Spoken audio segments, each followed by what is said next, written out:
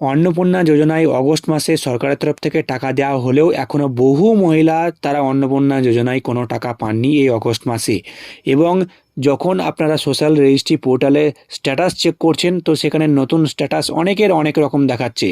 কারোর হয়তো under process দেখাচ্ছে, কারোর ব্যাংক ভ্যালিডেশন ফেলিওর দেখাচ্ছে, আবার কারোর ফার্দার ভেরিফিকেশন, এবং সেখানে অনেক রকম কারণ দেখানো হচ্ছে। তো আপনারা বুঝতে পারছেন না যে এই মুহূর্তে আপনারা কি করবেন, কোন স্ট্যাটাস থাকলে কি করবেন। তো আজকের ভিডিওতে আপনাদেরকে আমি জানিয়ে দেবো যে কোন স্ট্যাটাস থাকলে আপনারা কি করবেন বা আপনাদের কি করণীয় রয়েছে, কি করলে আপনারা টাকা পেতে পারেন, বা ক্লেম যে অপশান দেওয়া হয়েছে নতুন পোর্টালে তো সেই ক্লেম আপনারা কারা কারা করবেন সমস্ত ডিটেলস কিন্তু জানিয়ে দেবো। তাই আপনাদের অনুরোধ, আপনারা ভিডিওটি প্রথম থেকে শেষ পর্যন্ত একটু স্কিপ না করে মনোযোগ সহকারে প্রত্যেকটা পয়েন্ট দেখতে থাকুন। আর আপনাদের কি স্ট্যাটাস রয়েছে অবশ্যই আপনারা কমেন্ট সেকশনে কমেন্ট করে জানান। তো অনেকের অ্যাপ্লিকেশন স্ট্যাটাস অ্যাপ্রুভ দেখাচ্ছে। অ্যাপ্রুভ যদি লেখা থাকে তাহলে আপনাদের চিন্তার কোনো কারণ নেই, আপনাদের সব কিছু ঠিকঠাক আছে, ভেরিফিকেশান অলরেডি কমপ্লিট হয়ে গেছে এবং অ্যাপ্রুভ হয়ে গেছে অ্যাপ্লিকেশান। হতে পারে যে আপনাদের ইতিমধ্যেই ব্যাঙ্ক অ্যাকাউন্টে টাকা চলে এসছে, অনেক সময় এসএমএস আসে না, তাই অবশ্যই আপনারা ব্যাঙ্কে গিয়ে একবার ব্যালেন্সটা চেক করুন, কিংবা কোনো যদি অ্যাপ থাকে মোবাইল ব্যাঙ্কিং অ্যাপ সেই অ্যাপে আপনারা চেক করুন যে টাকা ঢুকেছে কিনা। আর আপনাদের যে ব্যাংকের ডিবিটি লিঙ্ক আছে সেই ব্যাংকটিতে অবশ্যই কিন্তু আপনারা ব্যালেন্স চেক করুন, আশা করা যায় যে আপনাদের ব্যাঙ্ক অ্যাকাউন্টে টাকা ঢুকে গেছে। আবার অনেকের স্ট্যাটাস দেখা যাচ্ছে যে লেখা রয়েছে rejected and may be further verified. তো এর অর্থ হচ্ছে যে আপনাদের অ্যাপ্লিকেশন রিজেক্ট করে দেওয়া হয়েছে, অর্থাৎ বাতিল করে দেওয়া হয়েছে। যে সমস্ত ক্রাইটেরিয়াগুলোর কথা বলা হয়েছিল সরকারের তরফ থেকে, নতুন ক্রাইটেরিয়া আমি আপনাদের জানিয়েছিলাম ভিডিও দিয়ে, তো সেই ক্রাইটেরিয়ার মধ্যে যদি আপনি না পড়েন তাহলে কিন্তু আপনার অ্যাপ্লিকেশানটি হতে পারে যে রিজেক্ট করে দেওয়া হয়েছে। তবে এখানে বিশেষ করে কোনো রকম কোনো কারণ কিন্তু এখানে উল্লেখ নেই। তো এক্ষেত্রে আপনাদের কী করণীয় রয়েছে, যদি আপনি যোগ্য রয়েছেন, অর্থাৎ যে সমস্ত নতুন ক্রাইটেরিয়া বলা হয়েছিল সেই ক্রাইটেরিয়ার মধ্যে আপনি যদি পড়ছেন, তা সত্ত্বেও আপনার যদি ফর্ম রিজেক্ট করে দেওয়া হয়েছে, আপনি যদি টাকা না পেয়েছেন, তাহলে আপনি অবশ্যই ক্লেম করুন। যে সোশ্যাল রেজিস্ট্রি পোর্টাল রয়েছে সেখানে ক্লেমের অপশান দিয়ে দেওয়া হয়েছে। আমি আপনাদের আগের ভিডিওতেও জানিয়েছিলাম কিভাবে আপনারা ক্লেম করবেন। আপনারা যদি চান তাহলে আমি আরও একটা সেপারেট ভিডিও দিয়ে আপনাদের জানিয়ে দেবো। তাই চ্যানেলটিকে সাবস্ক্রাইব করে অবশ্যই বেল আইকনটিকে বাজাতে ভুলবেন না, এবং সেখান থেকে আপনারা দেখে নিয়ে ভালো রকমভাবে কিন্তু আপনারা কিভাবে ক্লেম করবেন সেটা জানতে পেরে যাবেন।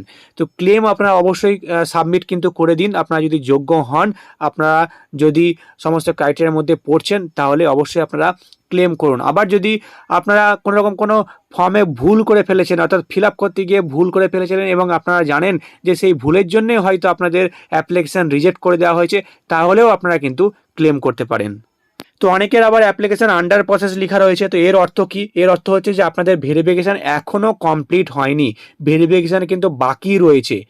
এবার বলা হয়েছিল যে 10 তারিখ অবধি, জুলাই মাসের 10 তারিখ অবধি যাদের ফর্ম জমা পড়েছে তাদের আগের সব ফর্মগুলো কিন্তু ভেরিফাই করে দেওয়া হয়েছে, এমনটাই বলা হয়েছিল। কিন্তু দেখা যাচ্ছে যে আগে ফর্ম জমা দিয়েছেন এমনও অনেক রয়েছেন, তাদের কিন্তু এখন অবধি আন্ডার প্রসেস লেখা রয়েছে, তাদের ভেরিফিকেশান কমপ্লিট করতে পারা যায়নি।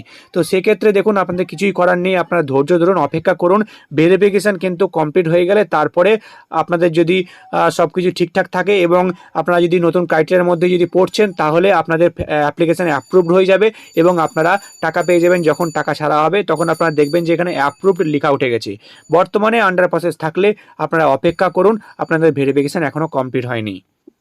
আবার অনেকের দেখা যাচ্ছে যে লেখা রয়েছে bank validation failure error code 1 বা এরর কোড 2। তো এক্ষেত্রে সমস্যা হচ্ছে আপনাদের ব্যাঙ্ক অ্যাকাউন্টের সঙ্গে। হতে পারে যে আপনাদের ব্যাঙ্ক অ্যাকাউন্টে ডিবিটি লিঙ্ক নেই, আবার হতে পারে যে আপনাদের ব্যাঙ্ক অ্যাকাউন্টে হয়তো কেওয়াইসি করা নেই, বা হয়তো আপনাদের অ্যাকাউন্টটি অ্যাক্টিভ নেই। তো এক্ষেত্রে আপনাদের কী করণীয় রয়েছে, আপনারা অবশ্যই আপনাদের ডিবিটির লিঙ্ক আছে কিনা সেটা চেক করান, কিংবা আপনাদের যে ব্যাঙ্ক অ্যাকাউন্ট রয়েছে সেখানে ট্রানজাকশান একবার করুন, টাকা তোলা বা জমা করে নিন, এবং কেওয়াইসি রয়েছে কিনা সেটা আপনারা দেখে নিন, বা অ্যাকাউন্ট অ্যাক্টিভ রয়েছে কিনা সেটাও দেখে নিন। আবার সরকারের তরফ থেকে এটাও বলা হয়েছে যে যদি আপনার আধার কার্ডের সঙ্গে ব্যাঙ্ক অ্যাকাউন্টের যে নাম রয়েছে সেটা যদি মিসম্যাচ হয়, তাহলেও কিন্তু সরকারের তরফ থেকে টাকা ছাড়া সম্ভব হয়নি। তো সেক্ষেত্রে আপনারা দেখে নিন যে আপনাদের আধার কার্ডে যে নাম রয়েছে এবং ব্যাঙ্ক অ্যাকাউন্টে যে নাম রয়েছে একই নাম আছে কিনা। যদি নামের কোনো ভুলভ্রান্তি থাকে তাহলে কিন্তু আপনারা টাকা পাবেন না। তো সেক্ষেত্রে সেই সমস্যাগুলো অবশ্যই আপনারা আগে সমাধান করিয়ে নিন, আপনারা সেগুলো ঠিক করে নিন। তারপরে আবার হতে পারে যে সরকার আবার আপনাদেরকে টাকা দেবে এবং তখন আপনাদের ব্যাঙ্ক অ্যাকাউন্টে টাকা চলে আসবে। এবং সবথেকে বেশি যে স্ট্যাটাসটা দেখা যাচ্ছে সেটা হচ্ছে ফর ফার্দার ভেরিফিকেশন লেখা রয়েছে এবং সেখানে অনেক রকম অনেকের কারণ দেখানো হচ্ছে, কারোর গভর্নমেন্ট এমপ্লয়ি, কারোর পেজ ইনকাম ট্যাক্স, কারোর more than 3 rooms in urban area, কারোর এএসডিডি কিংবা কারোর আরও অন্যান্য কারণ দেখানো হচ্ছে, আবার কারোর হয়তো কোনো কারণই দেখানো হচ্ছে না।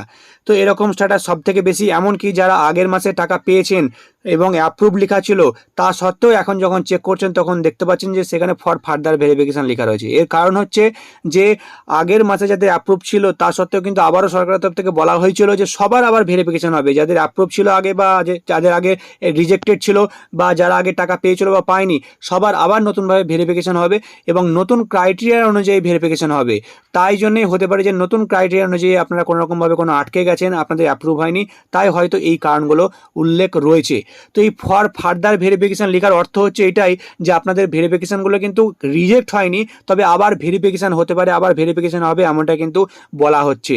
তো দেখুন, যাদের গভর্নমেন্ট এমপ্লয়ি লেখা রয়েছে এক্ষেত্রে হতে পারে যে আপনি কিংবা আপনার স্বামী গভর্নমেন্ট এমপ্লয়ি রয়েছেন, সরকারি চাকরি করেন, তো সেক্ষেত্রে এই কারণটা কিন্তু উল্লেখ রয়েছে। আবার হতে পারে যে আপনি বা আপনার ফ্যামিলি কেউ ইনকাম ট্যাক্স দেন, তো তাই জন্য তাদের পেজ ইনকাম ট্যাক্স লেখা রয়েছে। আবার শহরে যদি আপনার বাড়ি থেকে থাকে এবং যদি 3টে বা তার থেকে বেশি পাকা ঘর থেকে থাকে, তো সেক্ষেত্রে কিন্তু তাদের এই কারণটা উল্লেখ রয়েছে, more than 3 rooms in urban area. আবার কারোর এএসডিডি লেখা রয়েছে, এই এএসডিডির অর্থ হচ্ছে যে absent, shifted, death or deleted, অর্থাৎ এই বিধানসভা ভোটের আগে যখন ভোটার স্লিপ দেওয়া হয়, তো সেই ভোটার স্লিপ বিলি করার সময় হতে পারে যে আপনারা অ্যাবসেন্ট ছিলেন, সেই ভোটার স্লিপ নেননি এবং ভোট দেননি, কিংবা হতে পারে আপনারা শিফট হয়ে গেছিলেন অন্য অ্যাড্রেসে, কিংবা হতে পারে যে কোনো ব্যক্তির নাম ভোটার লিস্টে রয়ে গেছে এবং তিনি ডেথ হয়ে গেছেন অর্থাৎ মারা গেছেন, তা সত্ত্বেও তার নামে হয়তো ফর্ম ফিল আপ করা গেছে, বা হতে পারে যে তার নাম ভোটার লিস্ট থেকে ডিলিট হয়ে গেছে, তো সেই জন্য হতে পারে তার এখানে এএসডি লেখা রয়েছে।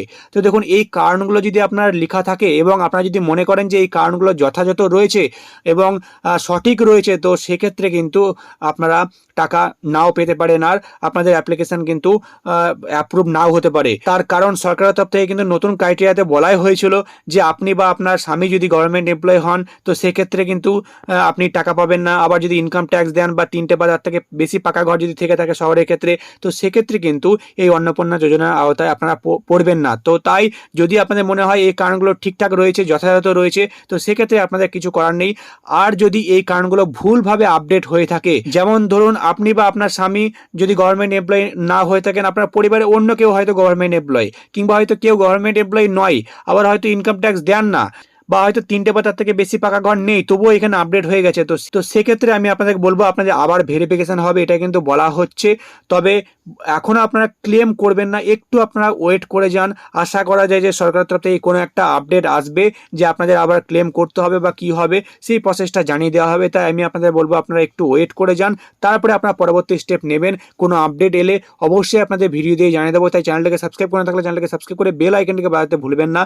আর যদি ধরুন কারো ফর্ম ফিল আপ করার সময় যদি ভুল হয়ে থাকে, যেমন ধরুন ফর্ম ফিল আপ করতে গিয়ে আপনারা সেখানে গভর্নমেন্ট এমপ্লয়ি সেটা ইয়েস করে ফেলেছেন, কিংবা হয়তো ইনকাম ট্যাক্স সেটা হয়তো আপনারা ইয়েস করে ফেলেছেন, কিংবা 3টে রুম নেই তবুও আপনারা সেখানে ইয়েস করে ফেলেছেন, তো সেক্ষেত্রে আপনারা ক্লেম করতে পারেন।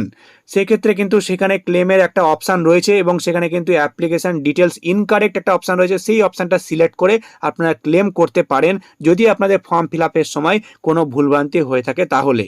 অন্যথায় আমি আপনাদের বলবো আপনারা একটু ওয়েট করে যান, পরবর্তী কি আপডেট আসছে সেই আপডেট অনুযায়ী আপনারা স্টেপ নেবেন, আমি আপনাদের জানিয়ে দেবো। তো আশা করি আপনাদের সঠিক তথ্য দিয়ে সাহায্য করতে পেরেছি। ভিডিওটি ভালো লাগলে অবশ্যই একটা লাইক করবেন। আপনাদের কি স্ট্যাটাস দেখাচ্ছে অবশ্যই আপনারা কমেন্ট সেকশনে কমেন্ট করে জানান। আর এই চ্যানেলে নতুন হলে চ্যানেলকে সাবস্ক্রাইব করতে ভুলবেন না। তো আবার আসছি আর একটা নতুন বড় আপডেট নিয়ে।